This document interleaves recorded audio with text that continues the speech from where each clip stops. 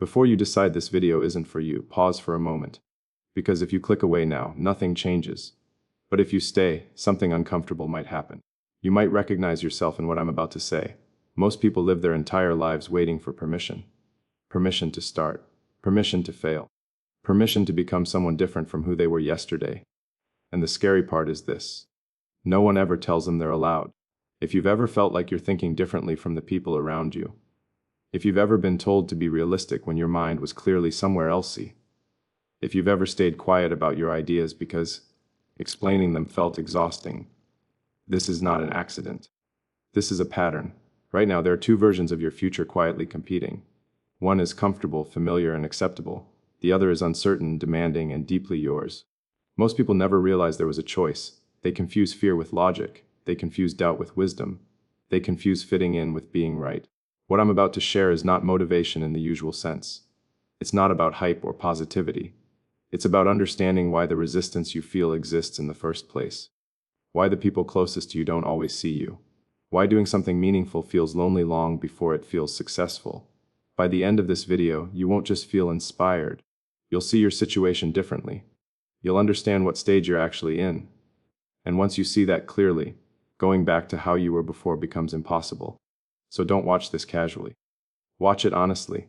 Because if even one sentence lands the way it's supposed to, you won't just finish this video, you'll start something. They usually don't attack you loudly. That's the part most people misunderstand. The doubt from family doesn't come as shouting or insults. It comes wrapped in concern, advice, and realism. It sounds like, I just want you to be safe. It sounds like, people like us don't do those things. It sounds like, be practical. The world doesn't work that way. And because it comes from people who love you, it cuts deeper than criticism from strangers. Here's the uncomfortable truth. Your family knows you as you were, not as you could become. They remember your failures vividly. They remember the times you hesitated. They remember the version of you that still needed guidance. So when you start talking about ideas that don't fit the world they understand, their brain does something very human. It tries to protect you by pulling you back. Psychologically, this is not malice. It's pattern recognition. The human mind predicts the future based on past data. Your family's past data is their own life, their limitations, their risks that didn't work, their dreams that quietly expired. So when they look at you, they don't see your vision. They see probabilities. And probabilities scare people. Because probabilities don't care about passion. They don't care about obsession. They don't care about intelligence or hunger. Probabilities are cold. They say, most people fail. They say, most people stay where they are. They say, most people don't change the rules. Your family loves you enough to want you to be most people, because most people survive. But here's the part no one explains early enough. Progress has never been driven by probabilities. It's driven by outliers. Every meaningful shift in technology, culture, or thought came from someone who statistically should not have succeeded. Someone who ignored advice that was logically sound but fundamentally limiting. From the outside, those people looked reckless. From the inside, they were simply committed to a different model of reality. When your family doubts you, they are not evaluating your future. They are defending their worldview. Because if you succeed doing something unconventional, it creates a dangerous question in their minds. What if the limits I accepted were never real? That question is threatening, so the safer response is skepticism. They say you're unrealistic. What they mean is that you're challenging the boundaries that made their life make sense. This is why the doubt feels personal, because it is. But not in the way you think. It's not about your worth. It's about cognitive comfort. Most people build an internal narrative that explains why their life turned out the way it did. That narrative is stabilizing. It keeps regret manageable. When you aim beyond that narrative, you destabilize it. So they push back. They tell you to slow down. They tell you to settle. They tell you to wait until the right time. But the right time is a social construct. It's designed to reduce uncertainty, not maximize potential. And the people who change the trajectory of their lives almost always do so at the wrong time. Here's another layer people rarely talk about. Family members don't experience your internal process. They don't feel the intensity of your curiosity at 2 a.m. They don't feel the frustration when you see inefficiencies everywhere. They don't feel the pull toward problems that don't yet have names. They only see the outputs, and early on, unconventional paths produce very few visible outputs. So from their perspective, you look idle, you look distracted, you look lost. But internally, you're building models, you're testing assumptions, you're assembling something that doesn't exist yet. That invisible phase is the most dangerous part of any journey, because it's where belief must exist without evidence, and belief without evidence makes people nervous, especially people who care about you. So they ask questions that sound reasonable but are actually corrosive. Where is this going? How long will you try? What's your backup plan? Those questions are not neutral. They introduce doubt into a process that requires coherence. High-level thinking demands sustained focus. Constantly justifying yourself fractures that focus. This is why many breakthrough thinkers become quiet around the people closest to them. Not out of arrogance, out of necessity. They learn that explanation is expensive. It costs energy, it costs momentum, and momentum once lost is hard to rebuild.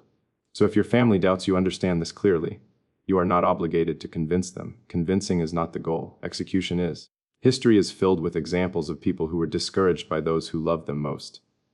Not because their families were cruel, but because they were human.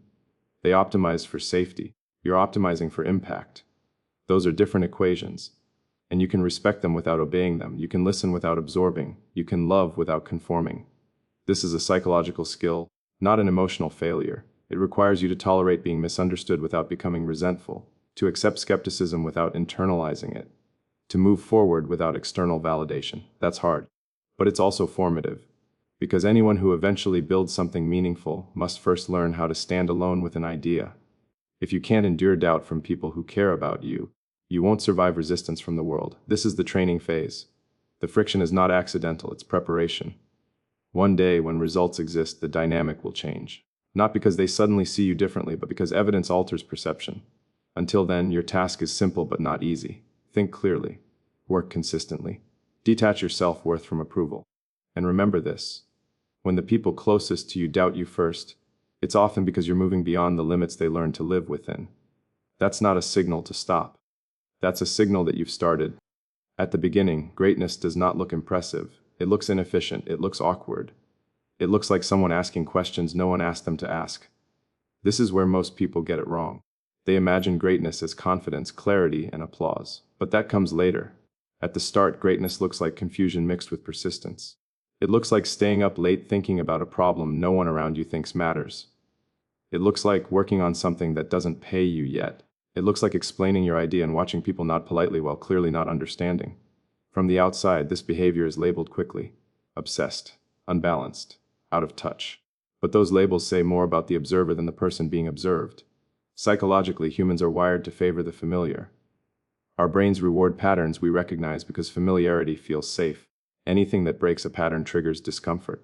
So when someone pursues a path that doesn't match existing templates of success, the brain flags it as risky, even if the logic behind it is sound. This is why new ideas face resistance long before they face competition. Most people don't reject ideas because they're wrong. They reject them because they're unfamiliar, and unfamiliarity feels like chaos. The early stages of doing something meaningful require you to operate in chaos longer than most people can tolerate. There are no guarantees, no feedback loops, no clear metrics, just effort and uncertainty. To someone watching from the outside, that looks irrational. But internally, something very different is happening. When you're building something new, your mind is forming connections that didn't exist before. You're creating internal models. You're testing hypotheses in real time. You're slowly reducing uncertainty in a way that is invisible to others. This is why early greatness often looks like madness, because the evidence exists internally before it exists externally, and society is uncomfortable trusting internal evidence. They trust credentials. They trust consensus. They trust past success. So when you show up without those signals, but with conviction, it creates tension. That tension is often misinterpreted as arrogance or delusion. But conviction is not certainty, it's commitment in the absence of proof. And that's something most people never practice. Here's a subtle point that matters. Obsessive focus is not a personality flaw. It's a cognitive strategy. When a problem is complex enough, casual attention doesn't solve it. You need depth. You need sustained thought. You need to hold many variables in your mind at once.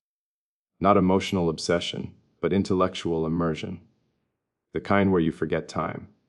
The kind where your mind keeps working even when you're doing something else. The kind where you see connections everywhere. From the outside, this looks unhealthy. From the inside, it's alignment. People who have never experienced this state often misunderstand it. They confuse intensity with instability. But history shows a pattern. Every major shift required someone willing to be consumed by a question long enough to outthink everyone else. That willingness always looks strange at first, because it violates balance. Balance is praised culturally, but balance rarely produces breakthroughs. Balance maintains systems. Imbalance transforms them. Early greatness is asymmetric. You put in far more than you get back. You think more than you talk. You fail more than you succeed. And that asymmetry is deeply uncomfortable for observers. So they ask you to normalize, to relax, to diversify your attention. What they're really asking is for you to become predictable. But predictability is the enemy of innovation. Another uncomfortable truth. Most people confuse confidence with competence. So when they don't see confidence, they assume incompetence. But real competence often starts with humility, with uncertainty, with the awareness of how much you don't know. That awareness can look like hesitation, like silence, like doubt. Yet it's precisely that doubt that drives deeper thinking. Surface-level confidence solves simple problems. Complex problems require intellectual patience. This is why early stage builders often appear unsure while quietly making progress. They're not unsure of their direction, they're unsure of the optimal path. That distinction matters. And it's rarely understood by people who value immediate clarity. There's also a social cost to being early. When you're early, you don't get validation. You don't get social reinforcement. You don't get status. You get isolation. And isolation is psychologically taxing. Humans are social creatures. We calibrate ourselves based on feedback. When that feedback is missing or negative, self-doubt creeps in. This is where many people quit. Not because the idea is bad, but because the silence is loud. Staying in that silence requires internal motivation. It requires a clear sense of why you're doing what you're doing. Not external praise. Not comparison, but internal coherence. You have to know why the work matters to you. And that's something no one else can supply. This is also why copying someone else's vision rarely works. When things get hard, borrowed motivation collapses. Original work requires original reasons. And those reasons often don't translate well in conversation.